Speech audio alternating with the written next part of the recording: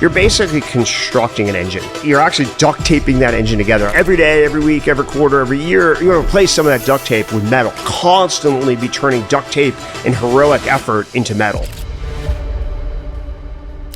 First thing I want to talk about is founder mode. Why do you think this is going so viral, and what is your take on founder mode? Ultimately, when you're the CEO, you're accountable and responsible for everything, and that you can't really delegate things without abdicating. How do you double click on things? How much responsibility do you have for any decision? But I think a lot of people have learned sort of this MBA speak. Brian went through this evolution of listening to conventional general management MBA stuff and really layered on one or two levels of bureaucracy at Airbnb and was basically advised not to dig into the details, and then realized that he wasn't really building the company he wanted to build. He wasn't achieving the goals that he set out to, the ambition, the market cap even. And so he ripped the whole thing apart in late December 19, rebuilt the company from the ground up to be the company he wanted to build, which is where the executives who run things are masters of the details. This is actually what we built at PayPal. So at PayPal, we never promoted anybody based upon their management skill. We promoted everybody based upon their craft. So if you wanted to be running the design team, you had to be the best designer. If you wanted to run the engineering team, you had to be the best engineer. If you wanted to run product, you had to be the best product person, or a CFO was the best finance person. And so we always had that philosophy at PayPal. Maybe that's why PayPal thrived, and maybe why, my friends and colleagues went on to do very interesting things, is they basically brought with them many of those tenets. So Brian reinvented it and repopularized ideas that are pretty old school, actually. So it's the antithesis of hiring a general manager, someone whose expertise is really at managing, versus someone whose expertise is actually at building. Because I think when you hire for founder mode, you're looking for different people. It doesn't mean you don't hire anybody. Obviously, you need to scale an organization. Brian probably has thousands of people. DoorDash has thousands of people. You can't do everything the same way. You can't run things the same way when you had 10 people or 20 people. You do need to hire, but you need to look for different traits, different skills. I like that because, a lot of the companies got very bloated with these middle managers that actually had no domain expertise or craft in that space. And they're disseminating terrible information down to the rest of the company. Well, as you've seen for Elon ripped out 80% of the employees at X, and X is thriving. I think Elon's always been in founder mode. He's an illustration. I think Apple basically has been in founder mode through most of its history. Basically at Apple, you get promoted by mastering something, not by being a generalist. There's people you meet, and you've probably recruited people out of Apple that have done the same thing basically for 15 years, but they are the world-class expert at X, and that's what they do. That's a much better model. What do you think of, like, a lot of times, like the first AE in a company, the best salesperson ends up totally flopping as the VP of sales, right? They can't elastically scale into leadership. And so sometimes the most talented IC does not become the best leader, and they fail in that position. I actually think they should be able to, sometimes it's mentoring, pairing them with the right person, giving them the right feedback. But at least if you promote that person, you're not going to demoralize your team, because everybody knows that they were the best salesperson. They put that quota up. Everybody knows that they were kicking ass and taking names. And so the rest of the team is going to look up to that person, because that person can actually deliver the goods. They may have to learn how to coach and mentor other people, but you have enthusiasm, energy from the rank and file. You bring in someone who's never hit a quota, never proven that they can sell product X, and you're like, oh, you're your new manager.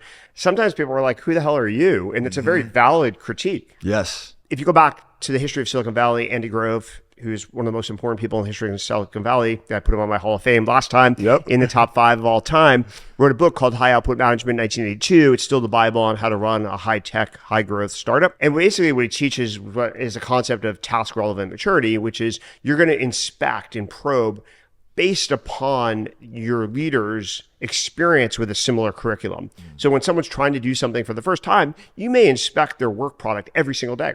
When they've proven that they can do something like that successfully, both in your company, maybe even outside your company, you may inspect every month.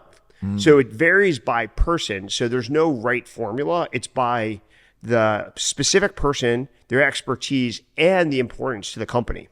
So that's why Brian Chesky was like, I spent more time than most would have said I should have on all the product memos, the product marketing, getting every detail right. So eventually now the foundation was built so well and people know how I think and what my standard is. So I can pull back more. You want to micromanage some people in some verticals, some domains, product, let's say, if you're Brian, especially because you're world-class at it.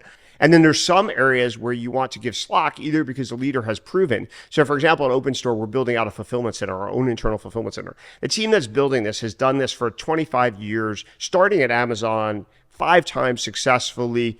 There's no way I need to double click every day on how this fulfillment center is going to operate. It's going to be under budget, on time, and it's going to work perfectly. So I just delegate a lot of the fulfillment center. I might ask a question or two per quarter, but that's it, because they are the best in the world at building one. When we talk about scaling world-class companies, I like how you talk about you need to build an idiot-proof company, right? Because eventually it will be run by one. Yeah. Eventually, at some scale. Google today.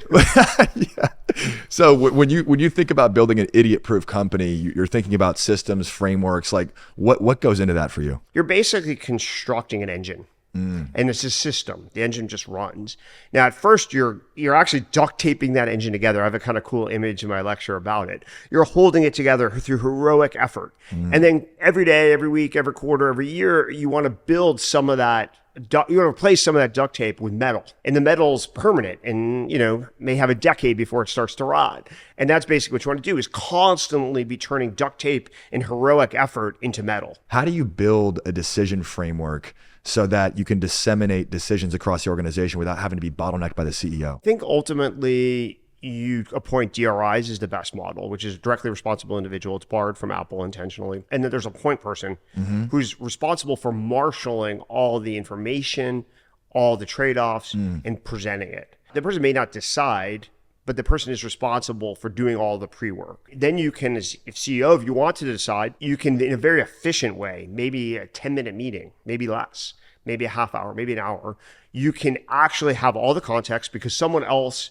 has exhaustively researched the trade-offs and presents them in a succinct, powerful way. And you can immediately dial into what are the key variables and what are the key trade-offs. One of the things that CEOs are typically really good at is understanding trade-offs, because they have context, and ideally you'd push the context down. As Netflix teaches, you want everybody to have as much context as possible, but knowing where you're going and what those trade-offs are in terms of going to Mars is something the CEO usually has the best visibility into. If you synthesize everything, distill everything, and research everything in advance, those meetings can be incredibly productive. And whether you call them reviews, whether you call them quarterly business reviews, it doesn't really matter. It's just someone's responsible for marshaling everything so you can immediately digest, dive in, and decide. And if the information's not presented correctly, succinctly, exhaustively, it just basically makes the entire organization dysfunctional. You're flying blind. Yeah, or it's inefficient because if you have to go back and say, hey, what about this? What about that? It's actually one of the things that ventures, I would say, not really good at training people to be CEOs, but one thing that is good is you have to learn new things really fast. So someone walks in a pitch meeting and they're usually talking to me about something I know nothing about. And within X minutes, I need to get very sharp, very fast. An executive, it's somewhat similar. Is like you may have more time to study and you may have more depth, but fundamentally you're always being presented with novel ideas, novel problems, newfangled solutions, and the skill of learning curve, the ability to absorb new information really fast and dive in and get to a comfort level is a pretty transferable skill to a leading executive. I'm curious for you, for founders that are looking to build their exec teams, what do you think, this might differ per company, but what do you think are the 3 most important executive hires a CEO has to get right? First of all, every CEO has different strengths and different complementary needs. Yes. So, I, as a CEO, have certain strengths and certain weaknesses. Brian may have different strengths and different weaknesses. And, Patrick Carlson may have a different set. Partially, you're building a baseball or basketball team around, you have a superstar. The CEO is a superstar player. How you build a team may vary. Do you have a point guard superstar? Do you have a shooting guard superstar? Do you have a power forward or center superstar? So you're building definitely differently. Secondly, unlike basketball, you're competing in different markets. Yes. So, competing SpaceX would be a different problem set than competing with Airbnb, than competing with Stripe. And so partially where you want to compete, what dimension you're going to compete on may vary by market. And then how do you compete? So let's say Brian competes on the basis of design. So in design competitive land, like at Square, we competed on the basis of design actually, and underwriting, but design too.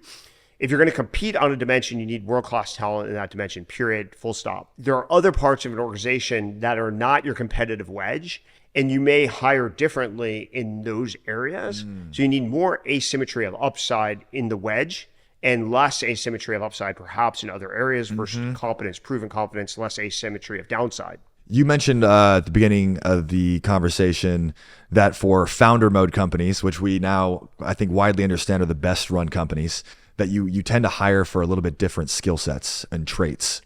Can you give us, I know you're doing a speech on this on Thursday. Can you give us a preview? What are the traits? Depth. One is just pure depth of craft, mastery of a topic. Like, you do executive recruiting, basically there's this T-stop kind of version. So strong depth and then horizontal skill. Yeah. That's what we're looking for. Secondly is comfort level with the CEO owning the company. So some executives are like, hey, what are my goals? And, measure me at the end of the month or quarter, and please don't interfere in the middle. In founder mode, the CEO is probably going to ask you questions all the time and do skip level meetings with your colleagues. And there's some executives who've been trained to be threatened by that. And there's some executives who love it. So in a well-run, high-growth founder mode company, you might only hire 30% external hires. In a more traditionally run, MBA-driven company, you might hire 70, 80% external hires. So the mix of internal promotions versus external hires is very, very different. There's a ratio. It's never 100 or 0, but each company is its own cocktail brew of a mix. And you want to be somewhat conscious of, am I trying to do 70% internal promotions? And I'd run the company differently if I were, and I'd hire and I'd give you instructions as an executive recruiter differently versus if I was trying to get 70% of my executives from the world. That's a really good distinction. What do you think, because you've hired so many executives in your career, what do you think are the most common mistakes that founders make when they're hiring their executive team? Not really understanding what they need. So are you aiming for upside, asymmetry of upside, value creation, innovation, or are you aiming for value protection? So some roles, you really want experience when you're in value protection mode. Like, experience helps you when you're trying to preserve value. So typically, let's say a CFO, typically, let's say a general counsel, you're paying them to avoid unnecessary mistakes, to see around corners.